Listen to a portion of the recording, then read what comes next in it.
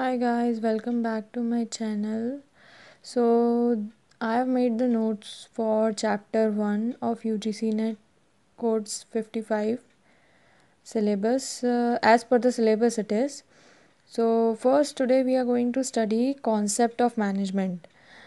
तो इसमें मैंने इम्पॉर्टेंट पॉइंट्स और जो साइंटिस्ट हैं, क्योंकि मैंने एग्ज़ाम दिया हुआ है तो मुझे पता है कि वो लोग एग्ज़ाम में ऐसे ही पूछते हैं कि एक स्टेटमेंट दे देंगे and then they will ask कि ये जो स्टेटमेंट है इज सेड बाय और स्टेटेड बाय होम, और फिर ऑप्शंस में कुछ साइंटिस्ट के नाम होंगे और आपको वो सिलेक्ट करना होगा. सो आप देख सकते हैं कि मैंने यहाँ पे कॉन्सेप्ट ऑफ मैनेजमेंट का एक अच्छा सा डायग्राम बना हुआ है.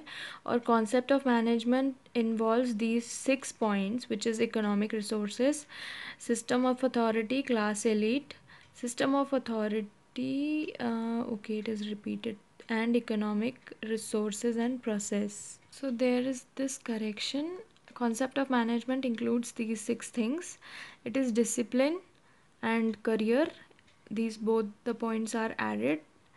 एंड आई एम सॉरी, ये थोड़ा प्रॉब्लम हो गया था. चलो, अब इसमें फर्स्ट पॉइंट है सिस्टम ऑफ अथॉरिटी. तो हर्बीसन एंड मेयर ने ये स्टेटमेंट दिया था. हर्बीसन एंड मेयर अगर दिखें तो हमेशा याद रखना कि हर्बीसन एंड मेयर ने सिस्टम ऑफ अथॉरिटी पे स्टेटमेंट दिया था. Okay. And definition of management, हर किसी ऑथर ने डेफिनेशन दिया है according to the purpose of the author. जैसे फर्स्ट है, इसके भी कुछ पॉइंट्स हैं, 5 पॉइंट्स हैं. तो फर्स्ट इज़ प्रोडक्टिविटी और एफिशिएंसी ओरिएंटेड डेफिनेशन. सो ये जो ऑथर है इसका पर्पस था प्रोडक्टिविटी एंड एफिशिएंसी ओरिएंटेड. तो उसने वैसी जैसे डेफिनेशन दी है. जैसे एफ डब्ल्यू टेलर है which who is sir F W Taylor who is the father of scientific management. I mean scientific management के बारे में आगे पढ़ेंगे मैनेजमेंट थाट्स में, जो कि सिलेबस के आगे आएगा. सो ही सेड कि art of knowing what you want to do and then seeing what it is done, seeing that it is done is the best and cheapest way. तो अगर आपको कोई भी डेफिनेशन देता है और पूछता है कि कौन सा साइंटिस्ट इसका डेफिनेशन दिया है, तो प्रोडक्टिविटी एंड एफिशिएंसी के अंडर पे F W Taylor, William F Glueck, ये और इन दोनों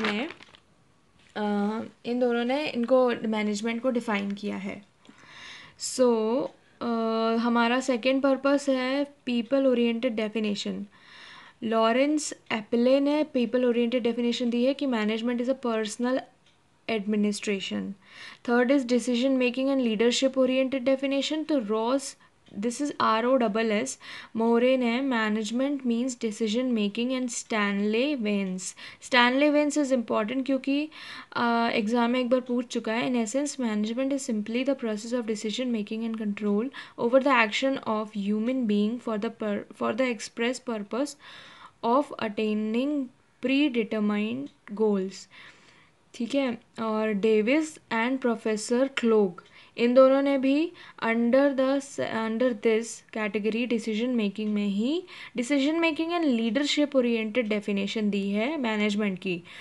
fourth is goal oriented definition. Lawrence Appley, जो कि एक बार ऑलरेडी एप्ले ने पीपल ओरिएंटेड डेफिनेशन भी दी थी और गोल ओरिएंटेड डेफिनेशन भी दी थी, आप ऐसे याद कर सकते हैं.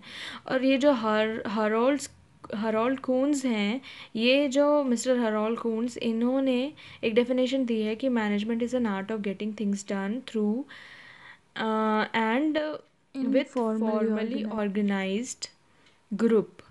तो ये बहुत इंपॉर्टेंट है क्योंकि ये साइंटिस्ट भी बहुत इंपॉर्टेंट है और इनका पूछा जाता है. ये वाला भी जो है एक पूछ चुके हैं एग्ज़ाम में, इसको इम्पॉर्टेंट मार्क कर देती हूँ मैं. फंक्शनल और process oriented definition, Henry Fayol ने दिया है management is a process of function. And George R Terry and Dalton M.E. McFarland. देखिए दोस्तों, आपको ये बार बार ये जो वीडियो है ये बार बार देखना होगा या फिर आप इसके नोट्स बना लीजिए. और ये जो कुछ 10 साइंटिस्ट हैं, इन्होंने क्या डेफिनेशन दिया है ये आपको याद करना होगा, क्योंकि कभी कभी 1 मार्क्स का पूछ लेता है. तो अभी आप जब बेसिक लेवल पे, बिगिनर लेवल पे है, तो रिस्क क्यों ही लेना.